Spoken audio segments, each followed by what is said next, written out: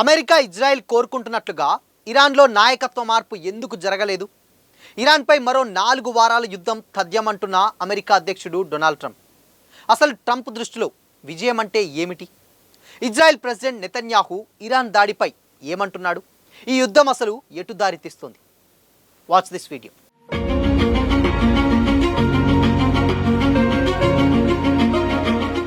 నమస్తే, welcome to Disha TV. ఇరాన్పై America Israel యుద్ధం ప్రస్తుత పరిస్థితుల్లో ఎప్పుడు ఎలా ముగుస్తుందో చెప్పడం కష్టం. ఒకసారి యుద్ధం మొదలైతే దానిని నియంత్రించడం కష్టం. అయితే యుద్ధంలో పాల్గొంటున్న దేశాలు వాటిని ఎలా ముగించాలని కోరుకుంటున్నాయంటే ఫ్లోరిడాలోని మార్ ఏ లాగో నివాసం నుంచి యుద్ధం మొదలైందని వీడియో మెసేజ్లో చెప్పారు ట్రంప్. ఆ సందేశం ఇచ్చినటువంటి దగ్గర నుంచి ఎప్పటిలానే అమెరికా శక్తిపై తన నమ్మకాన్ని వ్యక్తం చేస్తున్నారు. ఓపెన్ నెక్ షర్ట్ వేసుకున్నటువంటి ట్రంప్ కళ్ళ ఫ్లైవర్కు ఉండేటువంటి వైట్ బేస్బాల్ క్యాంప్ పెట్టుకున్నారు. 1979 ఇస్లామిక్ విప్లవం నుంచి అమెరికాకు ఇరాన్ పెద్ద ముప్పుగా ఉందని పెద్ద ఆరోపణల జాబితా చదువుతూ ట్రంప్ వాదించారు. విజయం ఎలా ఉండాలనుకుంటున్నారో ట్రంప్ తన ప్రసంగంలో నిర్వహించారు. మేం వారి క్షిపణులను నాశనం చేస్తాం, వారి క్షిపణి పరిశ్రమను పూర్తిగా నేలమట్టం చేస్తాం, నౌకాదళాన్ని ధ్వంసం చేస్తాం. ఈ ప్రాంతంలోని ఉగ్రవాద మద్దతుదారులు ఇకపై ఈ ప్రాంతాన్ని లేదా ప్రపంచాన్ని అస్థిరపరచకుండా చూస్తాం.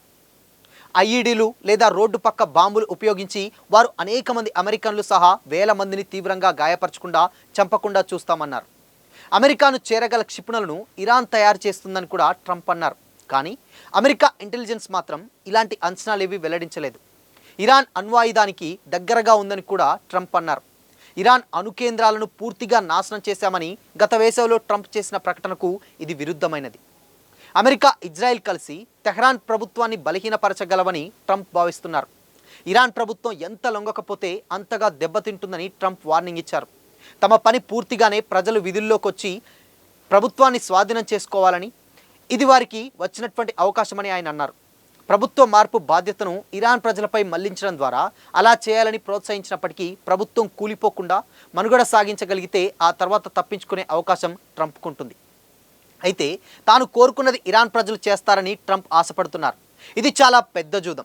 కేవలం బాంబింగ్తో ప్రభుత్వం మారే అవకాశాలు చాలా తక్కువ. అంతర్గతంగా పాశ్చాత్య అనుకూల తిరుగుబాటు జరిగే అవకాశం పూర్తిగా అసాధ్యం కాదు. ప్రస్తుత ప్రభుత్వాన్ని నడిపిస్తున్నటువంటి వారు అజ్ఞాతంలో ఉంటూ మరిన్ని క్షిపణులు ప్రయోగించే అవకాశం ఎక్కువ. కష్టమంతా ఇరాన్ ప్రజలదే, కానీ వారికి ఈ విషయంలో ఎలాంటి మాట చెప్పేటువంటి అవకాశం లేదు. ట్రంప్ లాగే నెతన్యాహు కూడా ఇరాన్ ప్రజలు స్వయంగా చర్యలు తీసుకోవాలని ప్రోత్సహించారు. కానీ ఇరాన్ ప్రజలు ప్రభుత్వ భద్రతా బలగాలను జయించలేకపోతే నెతన్యాహు ప్రాధాన్యం ఇరాన్ సైనిక శక్తిని పూర్తిగా నాశనం చేయడమే. దశాబ్దాలుగా ఆయన ఇరాన్ను ఇజ్రాయెల్కు అత్యంత ప్రమాదకర శత్రువుగా చూస్తున్నారు. ఇస్లామిక్ రిపబ్లిక్ నాయకులు అణ్వాయుధం తయారు చేసి ఇజ్రాయెల్ను నాశనం చేయాలనుకుంటున్నారని ఆయన నమ్ముతున్నారు.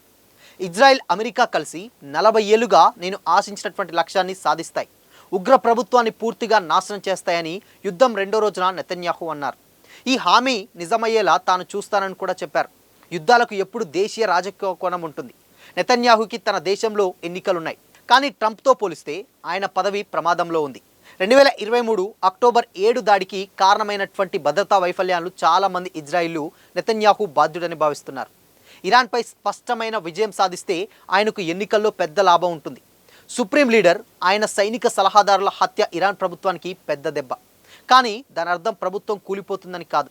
అయాతొల్లా ఖమేనీ ఇతర ఇరాన్ ప్రభుత్వ వ్యవస్థాపకులు దాదాపు 50 ఏళ్ల క్రితం యుద్ధాలు, హత్యలను తట్టుకునేలా వ్యవస్థను రూపొందించారు. ఇది ఒక వ్యక్తి ఆధారిత వ్యవస్థ కాదు. సిరియా, లిబియా దేశాల్లో అసద్, గడాఫీ కుటుంబాల పాలన ఉండేది. అసద్ దేశం విడిచి వెళ్ళగానే, గడాఫీ హత్యకు గురికాగానే ఆ ప్రభుత్వ వ్యవస్థలు కూలిపోయాయి. ఇరాన్ ప్రభుత్వం సంక్లిష్ట రాజకీయ, మత సంస్థల భావజాలంపై ఆధారపడి ఉంది. ఇది యుద్ధాలు, హత్యలను తట్టుకునేలా నిర్మితమైంది. అది కూలిపోదని కాదు, కానీ ఇది అతిపెద్ద పరీక్షను ఎదుర్కొంటుంది. ఈ పరిస్థితికి వారు ముందుగానే సిద్ధమయ్యారు. ప్రభుత్వానికి విజయం అంటే మనుగడ సాధించడం. దానికోసం బలమైన రక్షణ వ్యవస్థ ఉంది. భద్రతా బలగాలు, అణచివేత వ్యవస్థ బలంగా ఉంది.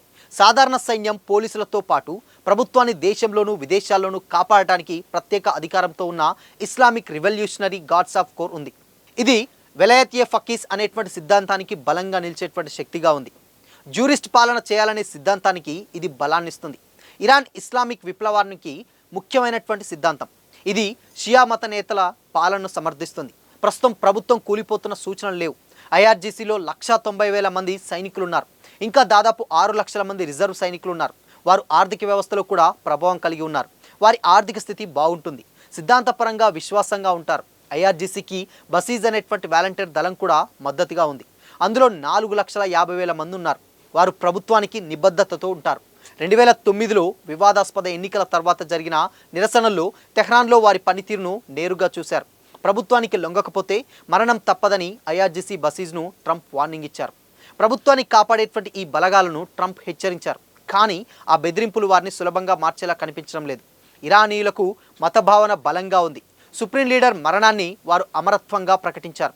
దాడి త్వరలో జరుగుతుందని తెలిసినప్పటికీ ఆయన తన నివాస సముదాయంలో సీనియర్ సలహాదారులతో సమావేశం కొనసాగించారని, వీరమరణం పొందాలని ఆయన భావించారని విశ్లేషకులు భావిస్తున్నారు. ప్రభుత్వానికి విశ్వాస పాత్రులైన ప్రజల మద్దతు కూడా ఉంది. వేలాది మంది తెహ్రాన్ వీధుల్లోకి వచ్చి సంతాపం తెలిపారు. అమెరికా, ఇజ్రాయెల్ ఈసారి తమ శక్తితో ప్రభుత్వం మార్పు సాధ్యమవుతుందని నమ్ముతున్నాయి. ఇరాన్ పెద్ద దేశం, జనాభా 9 కోట్లకు పైగా ఉంది. ప్రభుత్వం పడిపోతే సిరియా, ఇరాక్ల గందరగోళం, రక్తపాతం జరిగే ప్రమాదం ఉంది. ప్రస్తుత దాడులు ఇరాన్ సైనిక శక్తిని బలహీనపరుస్తున్నాయి. ఇరాన్ ప్రభుత్వం కొనసాగుతున్నప్పటికీ ఇది పశ్చిమాసియాలో సమీకరణలను మారుస్తుంది. ప్రభుత్వం పడకపోతే చాలామంది ఇరానీయులు సంతోషించవచ్చు, కానీ శాంతియుతమైనటువంటి ప్రత్యామ్నాయ ప్రభుత్వాన్ని ఏర్పాటు చేయడం చాలా కష్టం. ఈ యుద్ధం పశ్చిమాసియాను మరింత సురక్షితంగా చేస్తుందని ట్రంప్ చెబుతున్నారు. కానీ అది నిజంగా జరుగుతుందా అనేది సందేహమే. సో మరి దీనిపై మీ ఒపీనియన్ ఏంటి? కామెంట్ చేసి చెప్పండి.